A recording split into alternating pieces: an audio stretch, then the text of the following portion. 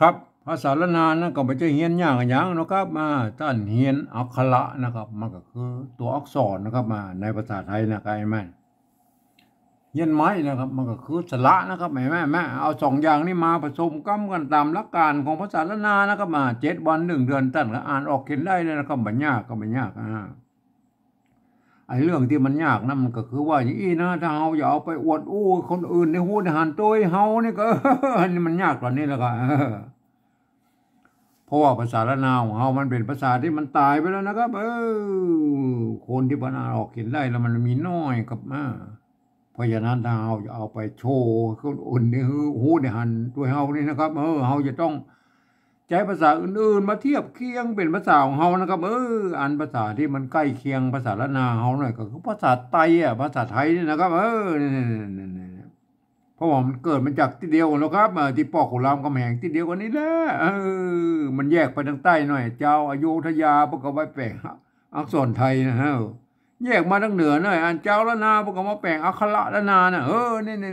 ไอ้สองภาษานี่มันยังบางคำมันยังออกเสียงเหมือนกันอยู่นะครับมันไม่ใช่ว่ามันหักเง่ามาจากที่เดียวกันหรอกครับมันจะแตกต่างกันเป็นบางคำนะครับเพราะตามสำเนียงใต้เหนือนะครับเห็นไหมแม้กระทั่งละนาวเฮาก็ไม่ใช่ว่ามันเหมือนกันหมดนะครับเนี่ยในละนาวเฮามีแบบ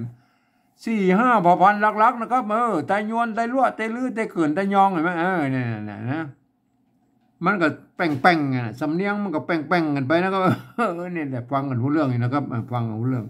เฮาก็ฟังหมู่เฮาก็ฟังภาษาไทยรู้เรื่องเหมือนกันเนี่ยมันก็เป็นอย่างนั้นนะครับภาษามาที่เดียวกันหรอกครับครับก่อนที่เฮาจะเอาภาษาไทยมาสะกดเขียนเป็นภาษาละนาหรือที่เป็นห้องเบาปริวัตินั่นนะครับเห็นไหมเฮาไปก่อยในโลกนี่ก่อนนะเพิ่นแยกได้กันพ้องนะครับเอาไปก่อยใกล้ๆนี่เลยในเวียดนามเนี่ยเห็นไหมเดิมทีแล้วเพิ่นเขียนใช้ภาษายึกยืนอะไรเหมือนภาษาจีนนั่นน่ะแต่เนื่องด้วยเพิ่นมีสงครามกันยาวนานเนาะตั้งแต่น่ะ200-300 ปีนะตั้งแต่สมัยอันสงครามเดียนเบียนฟูพุ่นน่ะเขาลากยาวมาถึงอันสงครามเวียดนามเหนือเวียดนามใต้น่ะเนี่ยมันหมดกันอันเมื่อปี2518เนี่ยนะนี่มันลากยาวเพิ่นบ่สามารถที่จะถ่ายทอดไอ้ภาษายึกยืนน่ะมาสู่รุ่นลูกรุ่นหลานรุ่นเลนพุ่นแล้วก็บ่ได้โลนพุ่นแล้วก็เนี่ยนะบ่ได้ลูกหลานเลนโลนเพิ่นอ่านบ่ได้เก็บได้ละไอ้ภาษายึกยืนหมู่นั้นน่ะพวกก็เลยหันไปเอาอักษรอาหรับิกมาเขียนเป็นภาษาของเพิ่นครับนี่แล้วไปใส่จุดใส่หมวกใส่ขีดใส่หมวกสะพานสะเปนนะครับเนี่ยเพื่อให้มันได้ตามเสียงของเพิ่นนะแม่จุดหมวกขีดอันอย่างมูนั้นมันก็คือวรรณยุกต์นั่นแหละครับเนี่ยเป็นเครื่องหมายนะครับเป็นเครื่องหมายมันใส่เนี่ยเปิ้นห้องว่าบูรณะคำศัพท์นะครับมาปริวัติครับปริวัติขอโทษทีไม่ใช่บูรณะนะครับมันเป็นอย่างนี้นะครับการปริวัติภาษานะเฮาไปก้อยในยุโรปแล้วครับอย่างเช่นฝรั่งเศสใช่มั้ยเยอรมันน่ะโปแลนด์ยูเครนรัสเซียอันอย่างนี้โครเอเชียหรือยุโรปตะวันออกหมดเลยทั้งหลายเลยนะเปิ้นก็ใช้ลักษณะการปริวัติภาษากันทั้งนั้นครับเห็นไหมเปิ้นจะเอาภาษาอาหรับิกอักษรอาหรับิกเนี่ยไปเขียนเป็นภาษาเปิ้นครับไปใส่2 จุดก็มีจุดเดียว2 จุดก็มีนะใส่หมวกก็มีหมวกปิ้นหมวกโครเอเชียมันง่ายขึ้นเห็นไหมปิ้นขึ้นเห็นไหมหมวกเวียดนามเนี่ยมันปิดกุ๊บหุ้มลงมาคนไปคนละลายมันเนี่ยมันเป็นยังไงแล้วแต่ใครจะประดิษฐ์เครื่องหมายอย่างมาใส่นะครับเนี่ยเพื่อเป็นอันพิเศษของเพิ่นเห็นไหมนั่นนะเอาไปก่อยอังกฤษหรอกครับอังกฤษนี่ไปทำลายเนี่ยแล้วเพิ่นบ่เอาไปสักอย่างเพิ่นบ่ใส่สักอย่างเพิ่นเอาไปแบบล้นๆอย่างนั้นนะครับนี่เพิ่นจะเอาเขียนเป็นเอาอักษรอาหรับิกไปลดเขียนภาษาของเพิ่นแบบล้นๆเนี่ยเนี่ยเพิ่นก็บอกว่าเอาเขียนไปแล้วก็คือออกเสียงไปเลยนะก็ตามบริบทแม่เนี่ยเพิ่นอย่างนั้นน่ะเพิ่นหลักการของเพิ่นน่ะมันเป็นอย่างนั้นเห็นมั้ยคำเดียวกันน่ะเป็นประโยคคำถามนะครับมันก็เสียงไปออกไปแบบนี้ไปอยู่ในประโยคธรรมดาก็เสียงแบบนั้นเนี่ยมันเป็นอย่างนั้นแม่นี่คือภาษาอังกฤษนะครับมันเป็นอย่างนี้มันก็เหมือนภาษาละนาเฮายุคต้นๆนะครับมันมีไม่เอกไม่โทก็คือไม่เยาะ มันก็จ้างนั่นแล้วก็ไม่มาเนี่ยมันก็สามารถพันกันได้หลายๆเสียงเหมือนกันนี่อันนี้มันเป็นลักษณะของภาษาในโลกนี่นะครับเฮาจะต้องเฮาที่เฮาอย่าเอาไปโชว์ไปอันอย่างคนอื่นในหูเนี่ยหันตัวเฮาต้องใช้ภาษาอื่นมาเทียบเคียงนะก็เฮาก็กระจายภาษาไทยนะครับภาษาละนานเฮาใช้ภาษาไทยเนี่ยมาภาษาไทยภาษาไทยนะมาเทียบเคียงเป็นภาษาละนานของเฮาก็ปริวัตินั่นแหละครับเห็นไหมก่อนที่เฮาจะเอาภาษาไทยเนี่ยมาเขียนเป็นอันภาษาละนามของเฮานะก็ปฏิวัติเนี่ยเฮาควรจะใช้มีละกฎเกณฑ์หลักเกณฑ์เนี่ยอย่างมันยึดถือกันเป็นศูนย์กลางคนนะก็เห็นไหมเนี่ยไม่ใช่ต่างคนต่างเอามานะก็เห็นไหม10 คนก็10ความคิดนะครับมันก็10แบบมันก็ออกมาเนี่ย100 คนก็100แบบนะครับเห็นไหมมันเป็นแย่มันก็ต่างคนต่างเอามามันก็เพ้อกันไปหมดอะไรมาผมเองนี่ผมใช้หลักการของสภาวัฒนธรรมมหาวิทยาลัยเชียงใหม่นะครับเพิ่นตกลงกันไว้เมื่อปลายปี28นะครับเพิ่นตกลงกันไว้ว่าอย่างนี้นะครับการที่จะเอาภาษาอันไทยน่ะมาสะกดเขียนเป็นภาษาละนาเนี่ยหรือที่เพิ่นฮ้องว่าปริวัตินั่นนะครับนี่เนี่ยเพิ่นบอกว่ากระทำได้อยู่3แบบหรือ3รูปแบบนะครับเนี่ยไอ้แบบที่1นะเพิ่นเอาไว้สะกดเขียนบันทึกในลักษิลาจารึกเอกสารสำคัญในโบราณนะครับเพิ่นจะเอาอักษรไทยไปเทียบเอามานะครับทุกอักขระนะทุกไม้นะครับทุกเครื่องหมายแล้วก็แม้กระทั่งไม่กงไม่กังไหลไม่มั่วสปาสเปดแล้วที่มันอยู่ในภาษาละนานนะเพื่อจะเอามาโม้นะครับเนี่ยป้นบอกเว้นเลยนะครับเนี่ยอันนี้มันเป็นการปริวัติแบบละเอียดนะครับมันย่อยยิบเลยนะครับอันบอกให้ผิวเลยมาเอาบอกถึงแล้วเอาบอกถึงในรายละเอียดแล้วอันเฮาไม่ได้ใจนะครับเฮาไม่ได้ใจเฮามาใจแค่แบบ2นี่ก็พอนะครับแบบที่2นี่เพิ่นว่าอีนะครับแบบที่2นี่เพิ่นว่ายืมเอาอักษรไทยนะครับมาปรับเทียบมาเป็นอักขระนานาตำบลปูนนี่แล้วก็ประกอบกรรมขึ้นมากับแบบภาษาไทยผสมผสานกันไปนะครับบางครั้งไม้หรือสระมันบ่ตรงบ่ตัดกันหรือว่าอันของไทยของนานาเนี่ยมันบ่เหมือนกันนะก็ก็คือบูรณะกำซับนะมันหน้าตามันออกแบบไทยๆนะก็นี่แต่เวลาอ่านนั้นท่านต้องนึกถึงว่าอันนี้เป็นอักขระละนานะใหญ่ๆคนทั่วไปบ่สามารถเข้ามาอ่านได้อย่างตัวแน่อย่างตัวแน่แม่เนี่ยท่านเห็นว่าเป็นตัวออ่างนะครับไอ้นั่นน่ะถ้ามันประกอบอยู่ในอันภาษาปริวัติแบบที่2แล้วท่านต้องหันว่าอันนี้มันเป็นตัวนะครับตัวมันเป็นอย่างในคนทั่วไปมาอ่านมันจะเผลอเจือจาดนะครับบางคำก็ยังเหมือนกันอยู่นะครับสำเนียงเหมือนกันอยู่นะครับบางคำมันจะผิดสำเนียงกันบางคำมันก็จะอ่านไหมคนทั่วไปนี่จะต้องไปอ่านในแบบที่3พุ่นนะครับเดี๋ยวเขาก็แบบที่3น่ะเอามาแค่แบบที่2นี่ก่อนนะครับแบบที่2เป็นไว้นะครับแม่เนี่ยยืมเอาอักษรไทยแล้วก็ปั๊บเดียวว่าเป็นอักขระละนั้นนี่ตัวยะนะครับเนี่ยตัวยะมันออกเสียงยอยักษ์ไทยนะตัวยะเนี่ยเปิ้นเอาอย.นะมาเทียบเป็นอย.เนี่ยอย.นะครับตัวยะเนี่ยเปิ้นเอา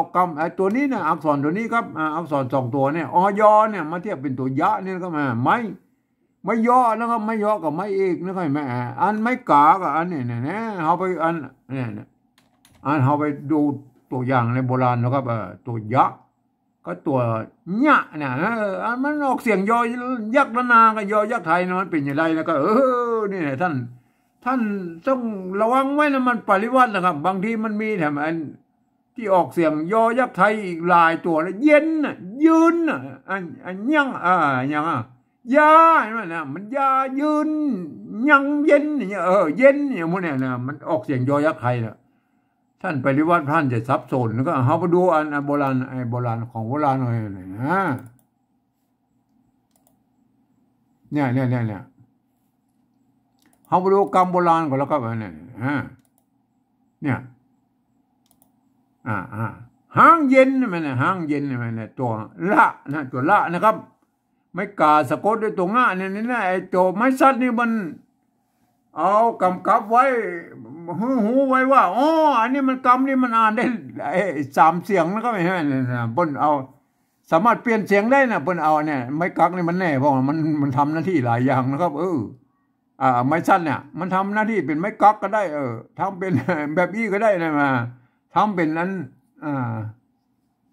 าอย่างได้หลายๆอย่างแล้วก็มาก็เดี๋ยวเขาอันนี้ตัวละนะครับเนี่ยนี่ตัวละของบนนะครับเนี่ยตัวละไม่กาเนี่ยอ่านว่าหังก็ได้นะตัวละนี่มันเป็นอันกรรมถ้าเป็นภาษาเจ้าบ้านนี่แล้วร้อยเนี่ยมันเป็นกรรมร่วมนะครับของไทยของล้านนามันใช้ร่วมกันนะไทยก็ร้างร้างเนี่ยเพิ่นออกว่าร้างเนี่ยอันถ้าเมืองมันก็ออกว่าหังนะเสียงฮอนะก็หังนะเพิ่นไม่ใช่ว่าเอายืมไม่ใช่เอาตัวละมาเขียนแทนตัวหะนะก็ไม่ใช่นะมันเป็นกรรมร่วมกันนะครับกรรมร่วมกันมันเป็นกรรมร่วมใจร่วมกันนะหังนะหังเนี่ยอันนี้จะอ่านหังก็ได้อ่านห้างก็ได้อ่านหังก็ได้กรณีนี้อ่านว่าหังเย็นหังเย็นเห็นไหมมันอ่านได้3 เสียงนะเห็นไหมเย็นนะเย็นเห็นไหมไม่เก๋ตัวยะเห็นไหมเนี่ยตัวงะตัวหน้าสะกดเย็นงาจ้างนอแฮดนอแฮดเนี่ยแม่เนี่ยตัวละเนี่ยมันออกเสียงถ้าไทยกับนอแรดอันเมืองกับนอแฮดนะพูดเขียนเหมือนกันนะตัวละเหมือนกันนะตัวละเอาตัวละนี่มาเขียนแล้วก็ไปเนี่ยตัวละเนี่ยนอแฮดเข้าเยิงเข้าเยิงไงมันเนี่ยมันมีไม่โทนะไม่ก่อจ้างนะประการว่าเข้าเยิงเนี่ยเยิงยอแล้วก็เยิงไงมันยอเยิงไงมันเยิงเย็นเยิงเย็นเยิงเย็นไงมันเอาไปก้อยเอาไปสะกดรู้ครับเยิงกับเย็นน่ะเยิงกับเย็นเย็นเย็นเห็นไหมไม่เก๋ตัวยะนะตัวยะนะตัวยะตัวน่ะเย็นนะเย็นอันนี้เย็นนะครับเยิงเยิงอันนี้เย็นก็เยิงเห็นไหมเนี่ยเขาหันตะกี้แล้วนะครับเย็นเยิงเย็นเยิงเห็นไหมยาอันนี้ออกเสียงยอยักษ์ไทยก็เย็นนะก็เย็นแม่เขาจะปฏิวัติอย่างไรครับเยิงนะเยิงไงแม่เย็นไงแม่เย็นเย็นไม่เก๋ตัวยะนะตัวยะอยครับเพิ่นเอาอยไปเทียบแล้วครับตั้งแต่โบราณนั่นแหละเขาไม่ใช่ว่าเขาไม่ใช่เอามาคิดค้นมานะครับเพิ่นโบราณเพิ่นเทียบมาอยู่แล้วนะเพิ่นเอาตัวยอยักษ์มาเทียบเป็นตัวยะนี่แล้วตัวอยเนี่ยเพิ่นมาเทียบเป็นตัวยะนี่นะครับเย็นนั่นนี่ก็เขียนอย่างนี้มาเย็นเย็นอันนี้เย็นอันนี้ยาเย็นอันนี้อันตัวนี้เหรอเยิงเยิงไม่สระไม่เก๋กับสระเอตัวหญ้าไหมเนี่ยเพิ่นยืมตัวยอยักษ์เนี่ยมาไปเป็นตัวหญ้าแล้วนะตัวหญ้านะอันตัวยอยักษ์เมืองเนี่ยยอยักษ์ละนาเนี่ยเย็นเนี่ยอันนี้เย็นแล้วก็ออกเสียงยอยักษ์ไทยไหมอันนี้เยิงเยิงไหมเยิงไหมเนี่ยเย็นกับเยิงไหมเย็นกับเยิงบางคนก็เขียนเอาภาษาไทยมาเขียนนี่หรอเนี่ยนี่เย็นนี่หรออันนี้เย็นเนี่ยเย็นไทยนะก็เย็นไทยมันไม่ใช่ภาษาปริวัติหรอกเย็นเย็นคือภาษาไทยด้วยครับเห็นไหมเมื่อภาษาไทยมาเขียนแล้วมันผิดหลักการแล้วก็มันผิดหลักการของการปริวัติภาษาละนาที่อันสภาวัฒนธรรมมหาวิทยาลัยเชียงใหม่เปิ้นกำหนดไว้หรออันนี้มันไม่ใช่เทียบหรอกครับเนี่ยอันนี้มันเอาภาษาไทยมาเขียนเย็นนะเนาะท่านต้องอ่านตัวนี้ว่าแล้วอ่านว่าเยิงเยิงเห็นไหมเย็นเยิงเห็นไหมถ้ามาเอาอันนี้เนี่ยพวกเรายอยักษ์มาเทียบเป็นยออันตัวหญ้าแล้วก็อ่านเยิงนะเยิงตัวนี้อ่านว่าแดดอ่านว่าเย็นเย็นเย็นเห็นไหมมันซับซ้อนกันหมดนะครับผมเอานะครับผมเอาเปิ้นเอาตามคนเฒ่าโบราณเป็นว่านะครับเปิ้นเอาอยมันเทียบว่าเปิ้นเทียบมาเต้าอี้ก็เต้าอี้นะครับมันต้องไปยุ่งมันเย็นเย็นเยิงมันมีทำลายตัวนะก็ว่าเนี่ยอันนี้เห็นไหมเย็นเยิงเห็นไหมยืนนะก็ยืนนะยืนมันก็ต้องเขียนเยอะมันไม่ใช่ว่าไม่ใช่อันเอาห่างมาใส่อันอย่างนี้นะเอายืนไทยเนี่ยมาใส่เนี่ยมันจะเนี่ยอันนี้ยืนนะเนาะอันนี้มันอย่างอันนี้มันก็เยิงเนี่ยถ้าอ่านว่าอันนี้เยิงอันนี้มันก็ยืนยืนเนี่ยนะยืนมันก็ต้องเขียนนี้ว่าน่ะยืนเนี่ยนี่แหละยาเนี่ยยาอันนี้ยาเห็นไหมเนี่ยมันเต้ากันเห็นไหมเนี่ยเพียงแต่มันมีไม่เอกเดิมอันนี้มันมีไม่เอกอันนี้มีไม่เอกไปแล้วอันนี้ยาอยู่ยาอย่างอันนี้มันตรงโถงไปแล้วอันนี้ยาแม่เนี่ยหงยาเนี่ยยากินเนี่ยมันต้องจะเขียนอย่างนี้นะครับถ้าเขียนนี้หรอมาเขียนไปยาเนาะยาไทยใส่ท่านต้องอ่านนี่เป็นเยิงเยิงเห็นไหมมันไม่ใช่สำเนียงเยิงหรอก อ่านภาษาละนาเป็นเยิงเยิงเยิงอันนี้ก็อ่านว่าญาอ่านว่าญานะครับอ่านว่าเยิงเนี่ยสับสนครับผมเองนี่ผมเอาตามมันคนเฒ่าโบราณเปิ้นว่านะครับเปิ้นเอาอยมันเทียบเป็นตัวยะนี่แล้วมันก็ต้องอ่านว่ายานะครับอันนี้ตัวยอยักษ์ตัวเดียวอ่านว่าเยิงนั่นเนี่ยไม่ต้องไปสับสนแล้วก็อ่านเห็นไหมเย็นนะเย็นนะแม่เย็นเย็นไม่เก๋จะละเอตัวหน้าเนี่ยตัวหน้าใช่ไหมเย็นนั่นนี่เย็นอันนี้เยิงเนี่ยมาท่านก็ไปคิดกันเอาเองนะว่าอันการปริวัติเนี่ยตัวหน้ากับตัวยะเนี่ยท่านจะเขียนกันอย่างไรนะก็สุดแล้วแต่ท่านนะครับผมก็แนะนำให้ท่านได้แค่นี้แหละครับเห็นไหมท่านจะไปอันเปิบสลิดนักนะครับเห็นไหมเอาแค่นี้นะครับอันเรื่องการปฏิวัติภาษานะมันเป็นเรื่องอันสิทธิของแต่ละบุคคลนะครับมันไม่มีอันกฎเกณฑ์อย่างที่แน่นอนเนี่ยนะครับท่านไปปฏิวัติกันเอาเองครับต่อไปนะครับไอ้เรื่องยอยักษ์ไทยกับยอยักษ์ละนาท่านหูแล้วนะครับเห็นไหมต่อไปนะครับเลี้ยงนี่เลี้ยงเห็นไหมเนี่ยมันอันภาษาสระของไทยของละนามันเหมือนกันแล้วเนี่ยเขาต้องบูรณะคำศัพท์แล้วเนี่ยคำว่าเลี้ยงเนี่ยก็เลี้ยงเห็นไหมเนี่ยเลี้ยงมาถ้าเป็นแบบที่แบบที่หนึ่งนะปุ่นจะเขียนอีนะครับมาตัวละก็เอาเราลิงมาไม่ขอจ้างอย่างนี้เนี่ยตัวหางง่านี่ก็ย่อยักษ์นะกันเนี่ยตัวง่าเนี่ยตัวง่ามาปุ่นเขียนตัวอีแล้วก็แบบที่หนึ่งนะเลี้ยงเขาไปก่อยอันแบบที่สองเนี่ยก็อุ้มกันเขาไปก่อยอันของโบราณก่อนนะครับไม่เกี่ยนะครับไม่เกี่ยมันมาจากไม่เกี่ยแล้วก็เห็นไหมไม่เกี่ยนะไม่เกี่ยใช่ไหมเนี่ย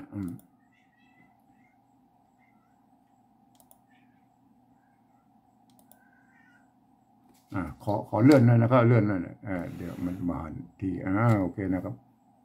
อันเนี้ยเปียใช่ไหมเนี่ยมันอ่านเปียก็ได้นะเดี๋ยวมันมีไม่ซัดเลยไหมไม่เกี่ยใช่ไหมไม่เกี่ยวของไม่เกี่ยครับ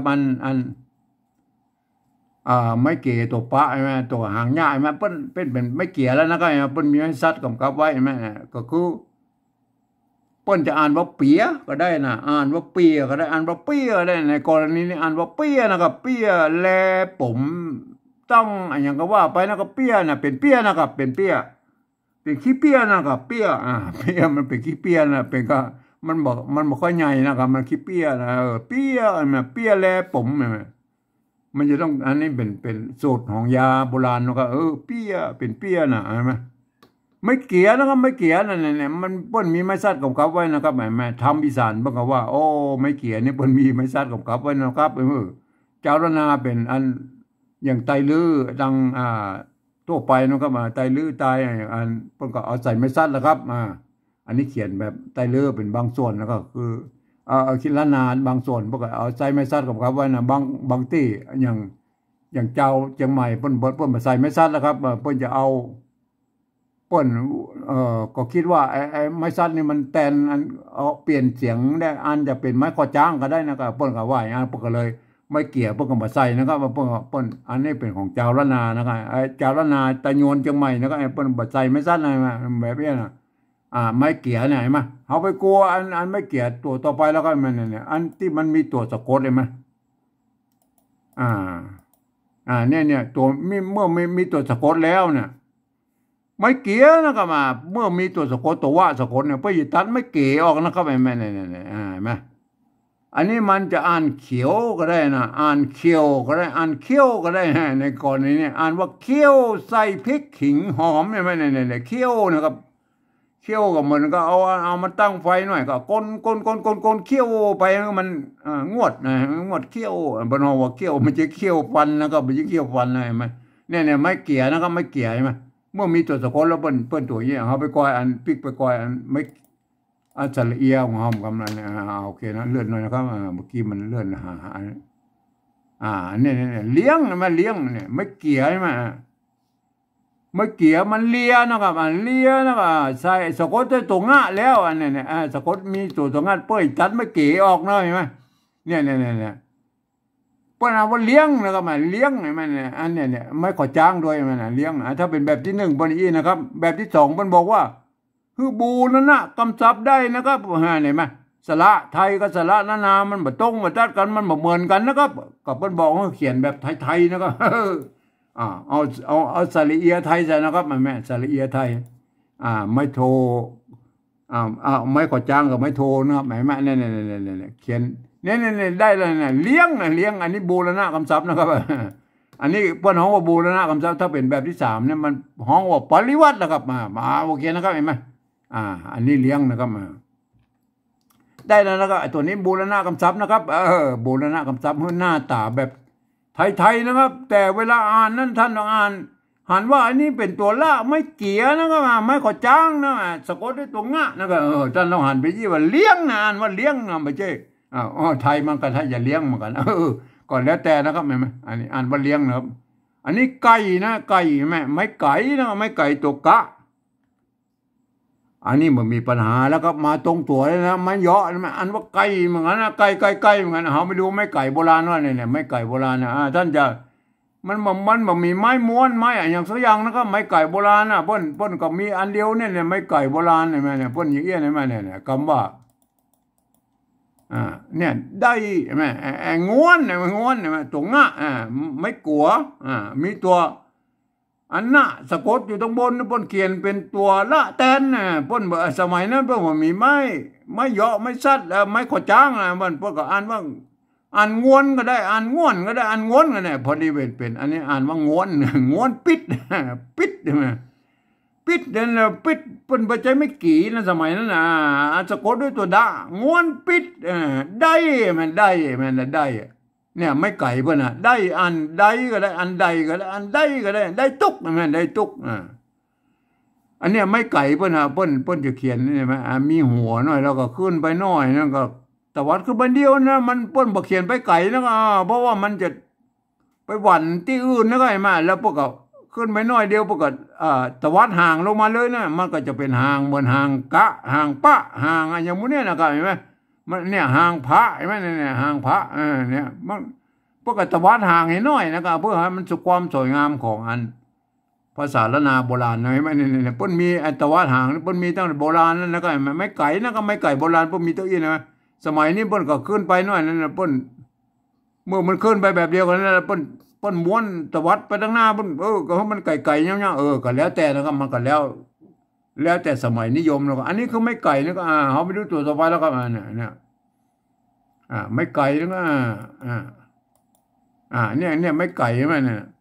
กัดเสียบยื่งได้เสี่ยงนะมันได้อย่างก็ได้แบบตัวตะกี้เราไม่ไก่มันเป็นลักษณะอย่างนี้นะครับไม่ก็ท่านเข้าใจนะก็โอเคนะมันก็คล้ายๆกันนั่นละมันมีตัวเดียวนะไม่ไก่นะครับไม่ไก่โบราณนะโอเคไก่อันนี้วงเนี่ยไม่กงนะตัววะอันถ้าเป็นแบบที่1ไปเอาไม่กงมาด้วยนะเฮาแบบที่2ตัวงะอะไรมาไม่กงนี่คือไม่โกะรูปๆนะไอ้สะตัวสะเนี่ยตัวสะมันซ้อนนี่นะตัวสะนี่สะเสือนะวงไม่กายมันวงสาเนี่ยวงสาเพราะว่าวงสานี่มันเป็นอันมันล้อการเขียนมาจากบาลีนะเพื่อนเอาตัวสะมาซ้อนเนี่ยความจริงมันเขียนแยกกันก็ได้นะครับมันไม่ใช่อันเอาวงกับวงนั่นนะครับสากับสานั่นก็เอาแยกกันก็ได้นะครับความจริงเพื่อนอยากเขียนเนี่ยมันงามหน่อยคือมันล้อภาษาบาลีนะก็แต่มันไอ้คำนี้มันก็ไม่ใช่ภาษาบาลีนะก็เห็นไหมเนี่ยมันตัวงะเห็นไหมกะงะตัวงะเป็นตัวที่5นะเห็นไหมตัวสานี่มันเป็นนั้นตัวเศษนอกวรรคนะก็ละวะสาล่างไหนไหมละวะสาล่างมันเป็นตัวเศษนอกวรรคเอาตัวเศษนอกวรรคมาซ้อนเห็นไหมมันภาษาบาลีมันส่วนน้อยมันบ่ส่วนนักมันบ่มีแล้วก็วงกับสาเนี่ยวงมันถ้าวงกะวงตัวกะข้างหน้าน่ะมันเอาวงกับกะเนี่ยเอาตัวกะมาซ้อนเนี่ยมันก็วงนะก็เห็นไหมก็สุดแล้วแต่นะมันอันนี้มันเป็นภาษาอื่นนะว่าเป็นภาษาสันสกฤตหรือเป็นภาษาอื่นว่าเป็นวงกับสาเนี่ยวงสามันก็มาเขียนเป็นภาษาเจ้าบ้านได้นะก็มันบาลีเพิ่นบ่มีนะครับอันนี้นะวงสาเอาไปกอยไม่กงโบราณก่อนนะครับไม่กงโบราณนะไม่กงโบราณนะมันก็คือไม่โกะรูปนะครับไม่เนี่ยกำบะป่งไม่เนี่ยปินดำคำแสนซิกเก้าป่งป่งหรือป่ง อันนี้มันจะเข้าอ่ะเดาน้อยเดาหรือเดาเดาเดาเดาน้อยปงอ่านปงก็ได้อ่านปงก็ได้นะครับเนี่ยปงก็ได้อ่านปงก็ได้ปงน่าจะเป็นอันตัวคะมากกว่านะครับปงเขาน้อยเนี่ยถ้ามันเป็นอย่างนั้นนะครับมันก็แล้วแต่นะครับมันก็แล้วแต่อันป้นเขียนมาเมินนะมันเขียนไม่นะปงไม่กงครับมาดูไม่กงเลยไหมไม่กงเนี่ยป้นเขียนมันเป็นไม่กงเนี่ยมันก็คือไม่โกะโลดรูปนะอ่านว่าปงนะครับปงโอเคนะครับนะเขาไปดูตัวต่อไปแล้วกันเนี่ยปงเนี่ยเห็นไหมตัวนี้บดใช่ไหมบดพริกขิงหอมบดด้วยกันนี่แหละด้วยนี่แหละคำว่าด้วยเนี่ยมันเป็นภาษาที่มันร่วมกันไทยละนานะมันด้วยมันมีตั้งแต่โบราณนะก็ด้วยไม่ใช่ภาษาไทยนะก็ด้วยเนี่ยด้วยกันเนี่ยด้วยกันมันเป็นภาษาร่วมกันนะครับมาไทยละนาเนี่ยคำว่าด้วยเนี่ยมันไม่ใช่ของไทยนะครับมันไทยละนามันใช้ร่วมกันบดด้วยกันใส่เกลือมันเป็นเนี่ยพริกขิงหอมนะพริกขิงหอมนะพริกขิงหอมบดนะบดนะแม่บดด้วยกันเนี่ยไม่โกะไม่โกะลดรูปนะครับเนี่ยมันโกะกับโกนะครับถ้ามันเอาไม่โกมันก็โบดนะก็โบดนะมั้ยโบดมันโบดนะมั้ยไม่เอาไม่โกใส่นะครับมันแบบมีไม่โกเนี่ยเปิ้นอ่านว่าโบดใช่ไหมมันออกเสียงเอกใช่ไหมอันถ้าเอาไม่โกใส่ไหมไม่โกใส่เนี่ยไม่โกใส่มันบดนะครับบดนะมันโบแล้วก็บดเนี่ยมาเพื่อเอาเขียนเป็นไม่กงแตนเนี่ยมันเนี่ยเขาไปก้อยเอาไปโซแล้วเนี่ยอันนี้คือไม่ไม่อันเนี่ยเขาไปดูเป็นตัวกันเดี๋ยวให้สะกดดูเนี่ยบ้านเนี่ยบ้านเนี่ยมันบ้านอันนี้อย่างกำถ้าอย่างมีไอ้อย่างมั่วไอ้หญ้ามั่วลำบ้านน่ะหญ้าไอ้อย่างหวานบ้านน่ะอย่างว่าน่ะกำต้นอันนี้ต้นเนี่ยไม่กงต้นฝนฝนน้ำจริงกินตาหายอย่างก็ว่าไปน่ะต้นฝนไม่กงไม่โกะลดรูปนะกันเอาไปดูสะกดดูแล้วกันไหมสะกดดูนะก็ไหมเอาวงมาเอาวงเลยนะก็เนี่ยวงเนี่ยมันมีแล้วเอาสะกดดูนะวงสาเนี่ยนะครับวงใช่ไหมวงนี่วงใช่ไหมเนี่ยมันเป็นนี่นะเอาสะกดกันให้ดูเลยนะอันนี้วงใช่ไหมถ้าเป็นไม่โกแล้วก็อันนี้วงใช่ไหมวงถ้าเป็นไม่โกนะครับถ้าเป็นไม่โกมันก็วงอยู่ดีนะก็วงมันวงใช่ไหม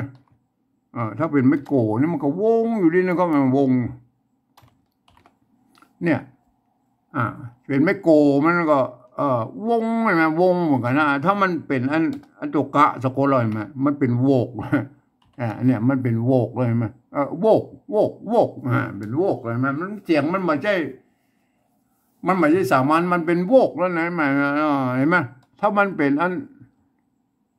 ไม่โกะโลดรูปนั่นก็ไม่โกะก็คือมันมีไม่โกะแล้วก็ตอนนี้มันไม่โกะนั่นก็ไม่อันนี้มันโว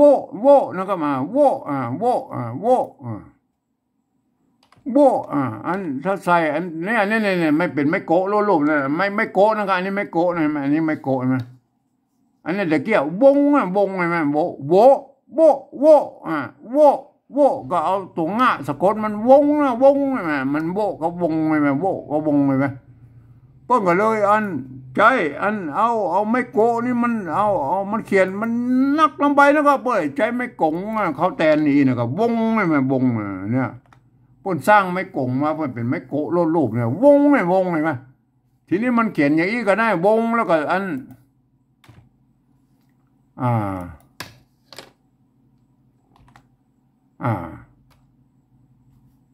วงอีกก็ได้นะกันเนี่ยวงวงสาเนี่ยก็เขียนแยกกันอีกก็ได้แล้วกันเนี่ยวงกับสาเนี่ยมันไม่ใช่บาลีแล้วก็มันไม่ใช่บาลีก็เขียนวงอีกกับสาได้แต่เปิ้นจะเอาให้งามหน่อยนะก็เปิ้นเอาซ้อนกัน เอ่อเพื่อนเอามาซ้อนกันเพื่อมันไอความสวยงามอีกบ่ได้นะพวกก็เลยมาเป็นอีมาเนี่ยวงศาเนี่ยเอาตัวสะมาซ้อนนี่เนี่ยให้มันเป็นอีเนี่ยเพื่อนให้มันซ้อนกันคล้ายๆบาลีนะเป็นอันล้อเลียนบาลีก็เคยกลายเป็นวงศาเนี่ยความจริงวงศานี่มันไม่ใช่ภาษาบาลีนะครับเห็นไหมถ้าแบบวงกะได้นะครับวงกะวงกะกะง่ายไหมมันซ้อนกันในวรรคนะอันนี้มันนอกวรรคนะให้มันเสร็จตัวเสร็จว่าวงศานะมันมีกรรมนี่ในบาลีนะก็เห็นไหมวงศาเนี่ยมันจะเป็นกรรมอันปุ้นไอสันสกฤตอันอย่างลึกภาษาพูดว่าวงศานะเขาก็หัวละโบราณบอกว่าอย่างนี้แล้วก็วงศาเขาก็เขียนไปตามนั้นแหละวงศาใช่ไหมไม่กงนี่เขาบอกมาตัวแล้วใช่ไหมเขาไม่กงนี่เขามาตัวเขาเอาแค่นี้แล้วก็แบบที่หนึ่งเพื่อเอามาตัวแล้วก็เขาบอกเขาอันนี้ก็พอละใช่ไหมยานะครับต่อไปนั่นก็ยาไอ้วงศาเนี่ยเขาโบราณคำศัพท์นะครับเพราะว่าเขาบอกเอาไม่กงมาตัวแล้วก็เนี่ยเอาต่อไปนั่นก็ยานี่เขาอูดตะกี้ละอยนะครับอยไม่เยาะไม่อีกไม่กาใช่ไหมยาอันเลี้ยงเขาโอ้ดีเลี้ยงนะเลี้ยงเอาเลี้ยงไทยใส่นะครับเลี้ยงไทยนะครับเลี้ยงไทยใส่นะอันนี้บูรณะคำศัพท์นะครับบูรณะคำศัพท์มันก็เลี้ยงโอเคนะครับอันนี้เราหมานะตัวหมานะตัวหมาใช่ไหมนะตัวหมาหมาไม่กานี่มันมีปัญหาแล้วอันนี้ไม่กาไม่กาไม่กาเพราะอันนั้นนี่เขียนแบบโบราณเห็นไหมเปิ้ลเขียนวงมาหน่อยๆแล้วปกติตวัดหางนะครับไอ้เนี่ยมันตวัดหางแบบโบราณนะครับมันจะมีหางนะครับหมามันเต่ากันตัวนี้โบราณนะบนอันยังมาหันได้นะครับว่าโบราณเขาเขียนอันนี้เป็นคำปี้กับน้องนะครับปี้กับน้องอันปี้กับน้องนะครับปี้กับน้องมันมาจากคำว่าอย่างนี้นะครับเนี่ยปี้เนี่ยมันแยกกันมันเขียนนี้นะกับพี่น้องนั่นแหละพี่น้องนั่นแหละมันแยกกันมันเขียนนี้นะครับเห็นไหมทีนี้พวกอย่าเอามาส่องอันมันอย่างนี้มันยาวนะพวกอย่าเอามาผสมกันเนี้ยมันเป็นอันสั้นๆหน่อยมันมาเปลืองใบลานปั๊บสานะครับพวกก็ป้นก็เอามาเนี่ยเอาไม้มาขอจ้างนี่มาใส่แตนอันทางบนนี่เหรอเนี่ยคือมันคุมจึงไม่เยอะไม่ขอจ้างนะครับเนี่ยแล้วก็เอาตัวหน้ามาไว้ทั้งลุ่มเนี่ยไม่ก่อเลื่อนลงมาแล้วก็ตัวง่าไว้มันสั้นหน่อยแล้วก็เป็นคำพิเศษนะครับเป็นพิเศษสมัยอันโบราณยุคปลายๆแล้วนะครับเปิ้นก็มาสร้างมาอย่างนี้มาเปิ้นเอาไม้เหยาะนะเปิ้นเอาไม้ขอจ้างใส่นะเอาตัวหน้าตัวหน้าเขียนไว้รูปเนี่ยเอาตัวกันย่อนเอามาม้วนกันอยู่ทางในเนี่ยแล้วเอาตัวง่าเขียนมันก็เลยกลายเป็นพี่น้องนะมันมีสองคำนะครับเพราะนั้นท่านก็บูรณะคำศัพท์มันเป็นพี่น้องตัวป้านี่เป็นเยอรมันตัวพอพานมาเป็นแล้วก็ตัวป้าไม่กี่อันนี้มันเป็นของไม่กี่แล้วใช่ไหมอันเดิมทีแล้วมันเป็นไม่ย่อนะครับโหว่าเป็นไม่ย่อแล้วมันก็ใส่ตัวไม่เอกเนี่ยใส่เอกนะอันไม่ขอจ้างนี่เป็นของตัวหน้าทั้งลุ่มใช่ไหมตัวหน้าไม่ขอจ้างตัวกันย้อนแล้วไงไหมบูรณะคำศัพท์น้องนะครับพี่น้องนะครับอันนี้ก็บูรณะคำศัพท์นะครับบูรณะโอเคพี่น้องนะครับก็ได้แล้วนะครับอันนี้คือแบบที่สองนะครับอันนี้คือภาษาปฏิวัติแบบที่สองนะครับมาตามแนวทางของอันสภาวัฒนธรรมมหาวิทยาลัยเชียงใหม่เพิ่นบอกว่าเขาทำอยู่กันอย่างนี้นะครับคือบูรณะคำศัพท์ได้นะครับไม่ก็โอเคแต่มันก็ยังว่าอันต่างคนต่างมันบูรณะเนี่ยมันบางทีมันบูรณะคำศัพท์เหมือนกันนะครับก็ท่านก็จะไปว่ากันนะครับก็แล้วแต่นะครับแล้วแต่ความคิดของไหวนะครับมันก็ยังว่ามันการบูรณะคำศัพท์เนี่ยมันมีหลายแบบนะครับก็มันเขาบอกว่ากันแต่พวกก็อ่านกันได้นะครับเห็นไหมอันนี้ภาษาปฏิวัติแบบที่สองนี่นะมันจะควรจะเป็นหลักยึดนะครับของเผ่าพันธุ์ละนานะไตยวนไตโลไตลือไตเขินไตยองนะมันควรจะเขียนได้เหมือนกันนะครับอันแบบที่สามนะมันจะผิดกันตรงแบบที่สามเพราะเรามาว่ามันสำเนียงมันเหมือนกันนะครับแต่อันนี้มันเป็นเอาภาษาไทยมาเทียบเป็นภาษาละนานู่นแล้วก็ไอ้แม่เนี่ยแต่เวลาอ่านออกเสียงมันสำเนียงมันก็แล้วแต่สำเนียงของฝ่ายมันนะครับไอ้มาแต่มันก็ยังว่ามันมีหลายสำเนียงนะครับอันนี้เป็นการสำเนียงเชียงใหม่ไตยวนเอาไปอ่านกันไว้ยี่นะครับ เปิ้นหันว่าอันนี้เป็นตัวยะนะตัวละนะตัวกะตัววะตัวสะนะเปิ้นหันเป็นภาษาละนาแล้วก็เห็นไหมปกติอ่านกันอย่างนี้แล้วก็เห็นไหมอย่าเลี้ยงไก่วงศาอย่าเลี้ยงหมาพี่น้องนั่นนะเปิ้นอ่านว่าพี่น้องหน่อยมันนั่นอันนี้คือสำเนียงไตยวนจังใหม่นะก็ปกติอ่านว่าอย่างนี้นะก็อันนี้เราโอ้ถึงแบบที่3แล้วครับการปฏิวัติภาษาละนาแบบที่3เนี่ยอันนี้มันเป็นการปฏิวัติภาษาละนาในสำเนียงเชียงใหม่ไตยวนนะครับไตยวนเชียงใหม่นะก็มันถ้าเป็นท่านเป็นอันเผ่าพันธุ์อื่นๆไตยองไตลั่วไตลื้อไตเขินอันอย่างนั้นแล้วแต่ก็สุดแล้วแต่ท่านไปคิดค้นกันเอาเองนะแต่แบบที่2นี่คนจะเหมือนกันนะครับคนจะเหมือนกันคล้ายๆกันบางคำอาจจะมันจะแตกต่างกันตรงบูรณะคำศัพท์นั่นนะก็ว่ากันไปแล้วก็อันแบบที่3นั้นเปิ้นหลักการนั้นตามสภาวัฒนธรรมมหาวิทยาลัยเชียงใหม่นะเปิ้นว่ากันอย่างนี้นะครับเปิ้นบอกว่าฟังเอาเสียงภาษาละนาตำบลปูนั่นน่ะที่เปิ้นเปล่งเสียงออกมาอย่างใดก็เอาภาษาอะไรเขียนเป็นนั้นน่ะการเปล่งเสียงออกมาก็คือเสียงกระบูนแหละโอเคนะเทียบไปเป็นตัวแล้วนะก็ไม่แต่เปิ้นก็ยังว่านะครับเปิ้นก็เริ่มเกิดไปเนาะครับอ่านภาษาไทยนะมันเป็นระบบ5เสียงนะครับมันจะมาเขียนเป็นภาษาละนา6เสียงนะมันบ่ได้เสียงบางเสียงคือเสียงโทพิเศษโทเมืองนะเพิ่นบ่มีนะเนี่ยมันก็จะต้องอันปริวัติกันเองนะครับผมเองก็ใจ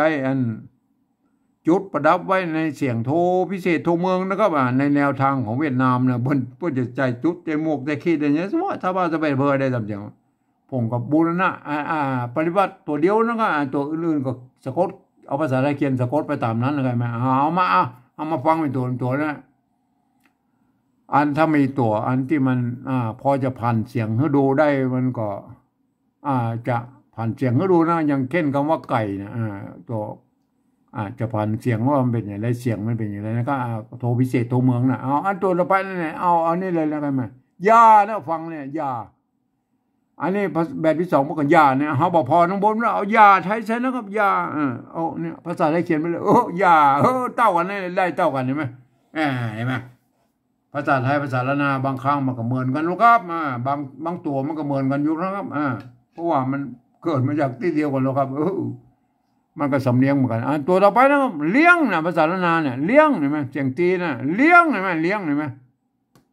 เลี้ยงไอ้มันเลี้ยงก็เลี้ยงเสียงตีมันเลี้ยงเฮาเลี้ยงไทยซะนะเฮาบ่พอทั้งบนมันแล้วก็ไปมั้ยเอาเลี้ยงภาษาไทยเพิ่นให้มั้ยก็เลี้ยงนี่มันเลี้ยงได้มั้ยเลี้ยงได้เลี้ยงนี่มั้ย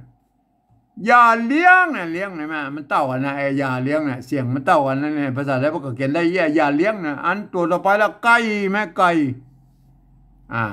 ไก่แม่ไก่เอาไก่ใช้ซะแล้วไก่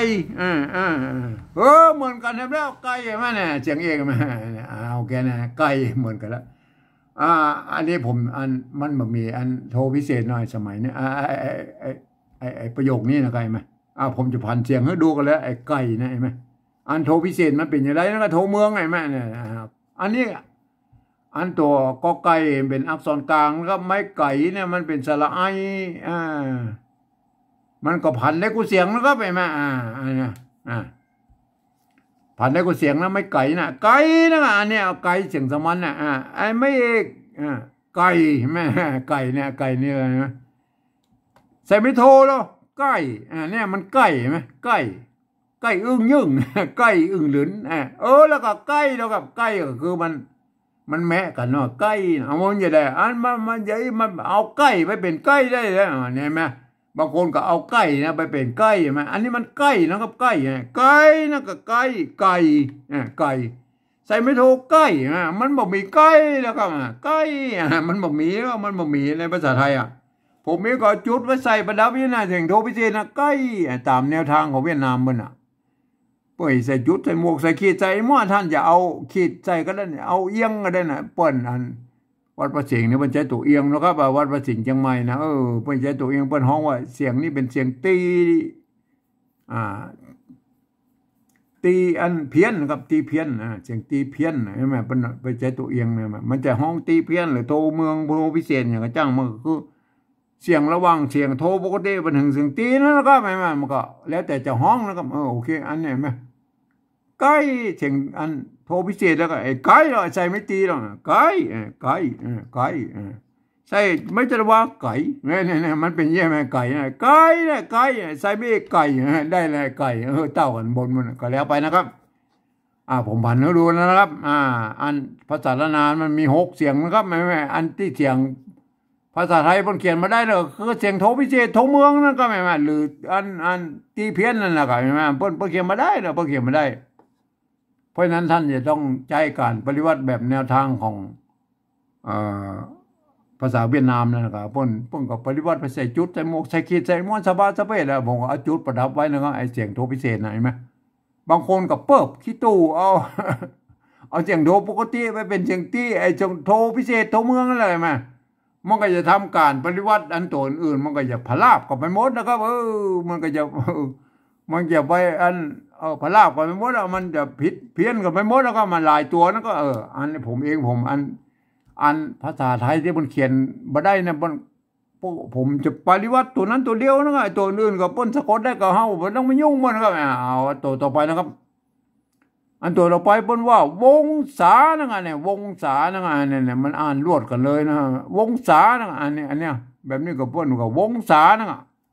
เขาเอาวงศาภาษาอันไทยเราใส่แล้วก็วงศาส่วนมากก็ใช้สคสลาแล้วสคนะสควงศาพวกเขียนนี่ไหมเนี่ยวงศาเห็นไหม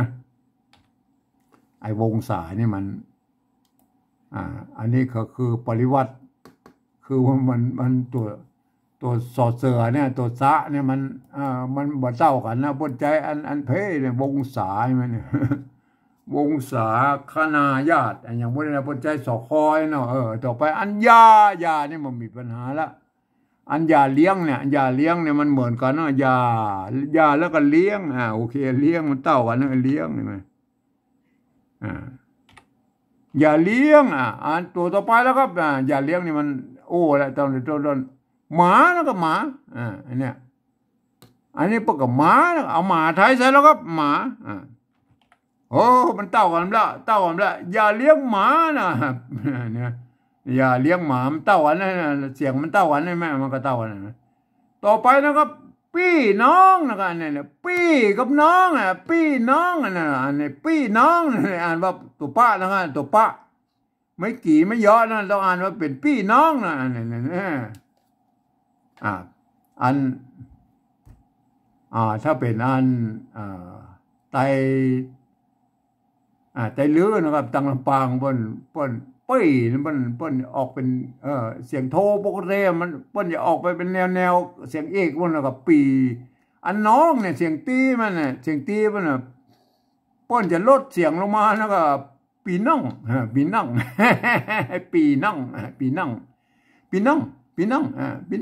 มันอาจจะออกเสียงเอกนะไอ้น้องนี่มันอาจจะเป็นน่องมันอาจจะเป็นเสียงโทปกติปีนั่งมันเป็นยังไงไหมอันเสียงจัตวาน่ะเปิ้นก็อันหมาเนี่ยเปิ้นไทยลือเปิ้นจะออกไปทางป้นก็อันออกต้นมันเป็นเสียงจัตวาจริงน่ะปลายเสียงมันขึ้นไปเสียงตีมันน่ะหมาปีน้องมันออกอย่างนี้นะเสียงสำเนียงไทยลือนะมันก็จะเป็นสำเนียงไตยองก็ไปทำแบบนึงมันก็ว่าไปนะครับอันนี้มันถ้าเป็นเสียงสำเนียงอันไตยวนยังใหม่นะครับเปิ้นมาพี่น้องนะเปิ้นออกอย่างนี้นะครับมาพี่น้องเอาพี่น้องนะครับเปิ้นออกก็พี่นะครับมาพี่มันต้องใช้ตัวปอปานะครับเนี่ยไม่กี่ปีนะครับปีตัวปอปาเนี่ยไม่กี่เป็นสระสระเสียงยาวนะครับตัวปอปามันเป็นอักษรกลางนะกจดตบปประกพันธ์ในกูเสียงนะมาปีมาใส่ไม่เยอะปีใส่ไม่โทปีได้แล้วนะปีนะมั้ยปีมั้ยนั่นน่ะปีนั่นน่ะนี่ปีเห็นมั้ยบางคนก็เอาปีนั้นไปเป็นปีเห็น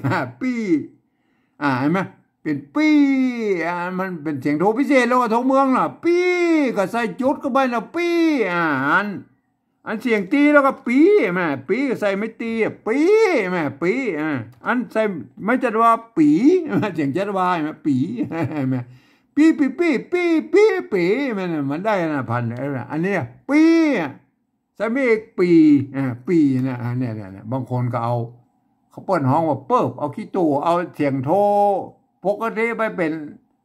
อันเสียงนั่นน่ะก็เลยมาเขียนอันนี้เป็นปีเหรอนะปีอันน่ะปีมันปีนะครับปีไม่โทปีได้ละปีอันนี้เป็นสำเนียงไตไตยวนไตยวนเชียงใหม่นะก็ถ้าเป็นอันไตเลือลำปางก็เขียนเป็นอีเนาะปีน่องน่องน่องนี่สำเนียงเชียงไตเลือลำปางพวกก็ตามเสียงนักเขียนตามเสียงพวกก็ปีน่องใช่ไหมม้าไอ้ม้าเปิดอาจจะมันหมาเนาะม้ามันอาจจะใส่ไม่โทไม่ตีบนม้าปีน่องปีน่องอันนี้คือสำเนียงไตลือนะเห็นไหมอันนี้สำเนียงอันไตอันไตยวนจังใหม่ปีนะครับปีนะครับปีนั่นน่ะปีนะครับใส่จุดมันปีครับเห็นไหมใส่นี่มันปีนะครับน้องเสียงตีนะเป็นน้องเห็นไหมน้องเสียงตีมันเสียงตีอันเจ้าละนาไตยวนเชียงใหม่มันตรงกับมันภาษาไทยนะก็น้องเสียงตีใช่ไหมพี่น้องพี่น้องมันถ้าสำเนียงไตลือมันปีน้องม้าปีน้องม้าปีน้องมันเป็นอย่างนั้นไหมอันมันคนละสำเนียงด้วยมาอันนี้เอามาพี่น้องมาพี่น้องไหนเนี่ยนี่คือสำเนียงอันเชียงใหม่ไตยวนก็ได้นะครับอันนี้เป็นการปฏิวัติภาษาแบบอันสำเนียงไตยวนเชียงใหม่นะครับไปเทียบภาษาอันไตลือกับไตยองมันก็ไปทำลายนะครับท่านก็ไปคิดค้นกับเราเองนะครับอันนี้เป็นการปฏิวัติแบบไตยวนเชียงใหม่นะครับเพิ่นก็ออกเสียงกันนี้นะครับเนี่ยเพิ่นก็ใจหลักการของภาษาไทยอ่านไปเลยนะครับเพิ่นก็ได้เสียงดำอี้นะครับถึงแม้ว่าท่านจะเป็นฝรั่งมาฆ่าลูกที่ไหนมานะครับท่านเรียนภาษาไทยมาแล้วก็อ่านไปตามนั้นนะครับแม่ก็มีข้อยกเว้นอยู่ว่านะถ้ามันมีจุดนะครับมาประดับอยู่ข้างหลังน่ะก็อ่านเป็นเสียงโทวิเศษโทเมืองนะครับแม่คำอื่นๆนะครับท่านก็ถ้ามันมีไม้จัตวาก็โอเคก็เสียงจัตวานะก็ไปอ่านไปตามนั้นเลยไหมคำที่เป็นอยอย่างนี้อ่านออกเสียงยอยักษ์ไทยนะก็ไปแม่นี่เลยถ้ามันเป็นอันยอยักษ์ตัวเดียวนะที่เป็นพยัญชนะต้นออกเป็นยอยักษ์แบบละนานะก็เห็นไหมถ้าท่านอ่านเรียบร้อยแล้วท่านจะได้สำเนียงเชียงใหม่ไตยวนไปเลยนะครับแม่อ่านไว้อย่างนี้นะครับอย่าเลี้ยงไก่วงศาอย่าเลี้ยงหมาพี่น้องอันนี้ก็สำเนียงไตยวนเชียงใหม่แล้วก็แม่แบบนี้นะครับเห็นไหมสำหรับอันเนี่ยภาษาปฏิวัติแบบที่สองเนี่ยเนี่ยอันนี้มันจะเป็นหลักยึดนะครับหลักยึดของเผ่าพันธุ์อื่นๆนะไตยวนไตลั่วไตลื้อไตเขินมันควรจะเขียนได้เหมือนกันอย่างนี้นะใกล้เคียงกันนะครับมันก็เนี่ยว่ามันจะผิดกันตรงที่ว่าบูรณะคำศัพท์นั่นแหละครับเห็นไหมบางคนก็อาจจะบูรณะคำศัพท์ไปเนี่ยอย่างเงี้ยวงศาเป็นบูรณะเป็นไส้ใจสอคอสลากันบางคนก็บูรณะกันได้นะครับก็ทำกันได้นะครับมันก็แล้วแต่นะครับมันอาจจะบ่ผิดกันมาแต่เวลาป้นอ่านแล้วมันก็แล้วแต่ใครจะอ่านสำเนียงของใครนะก็ใช่ไหมแต่ตอนนี้จะอ่านแบบสำเนียงแบบอันไตยวนเชียงใหม่นะเพื่อจะหันว่าอันนี้เป็นตัวยะนะตัวละนะฮะตัวกะตัววะตัวสะมันเนี่ยอ่านเป็นเห็นภาษาละนานะครับเพื่ออ่านแบบสำเนียงไตยวนเชียงใหม่อ่านว่าอย่างนี้นะครับอย่าเลี้ยงไก่วงศาอย่าเลี้ยงหมาพี่น้องแม่อันนี้คือสำเนียงไตยวนเชียงใหม่นะครับอันสำหรับภาษาละนาทางบนปู้นั่นแหละส่วนใหญ่แล้วพวกก็เขียนได้เหมือนกันนะครับส่วนใหญ่แล้วก็เขียนกันอย่างนี้นะครับหรืออันจะพิษแพ้กันบางนิดบางหน่อยอย่างคำว่าพี่น้องเนี่ยไปเขียนแยกกันก็แล้วแต่นะครับสมัยนี้มันเขียนอันมาป้นบ่เข้มข้นในการที่ว่าอันเหมือนโบราณนะโบราณเป็นว่าใบลานมันมีน้อยนะครับพวกประหยัดพื้นที่นะอันนี้เราบอกประหยัดพวกก็แยกกันก็ได้นะครับส่วนแล้วแต่นะครับ เอากับพี่กับน้องเหมือนแยกกันที่ผมแสดงให้ดูเมื่อกี้น่ะคำว่าพี่กับน้องนะครับเห็นไหมมาผสมกันเนี้ยมันกลายเป็นคำพิเศษนะครับพี่น้องเนี่ยมันมีหลายคำนะครับไอ้คำที่ล้านนายุคปลายๆเพิ่นมาผสมคำกันนะมีนักนะครับมีหลายมีเป็น30 คำบนนะครับเห็นไหมพี่น้องเห็นไหมคำอื่นก็น่าจะเหมือนกันแล้วก็แบบเนี่ยมันก็มันมีอย่างแตกต่างกันในคำว่าพี่น้องอย่างตัวเดียวเห็นไหมเนี่ยเห็นไหมโอเคนะครับเห็นไหมแต่พวกอ่านก็ได้นะครับเห็นไหมนี่จะอ่านแบบสำเนียงไต้หวันเชียงใหม่แล้วก็อ่านไว้อย่างนี้นะครับอย่าเลี้ยงไก่วงศาอย่าเลี้ยงหมาพี่น้อง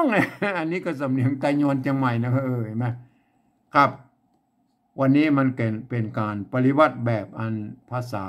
ล้านนาแบบสำเนียงไต้หวันเชียงใหม่นะก็คือปฏิวัติแบบที่3นี่นะครับเห็นไหมท่านเป็นอัน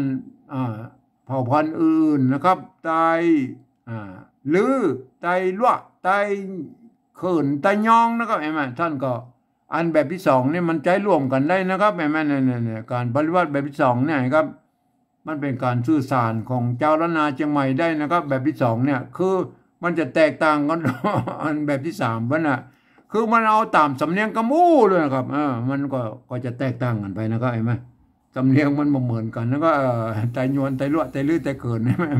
อันแบบที่2นี่มันควรจะได้เหมือนกันนะแต่ออกเสียงท่านจะออกเสียงกับตามเผ่าพันธุ์ของท่านนะครับก็ไปคิดค้นกันเอาเองเลยมาก็อันวันนี้มันก็อย่างว่าผมก็ขอบรรยายเพียงแค่นี้นะครับ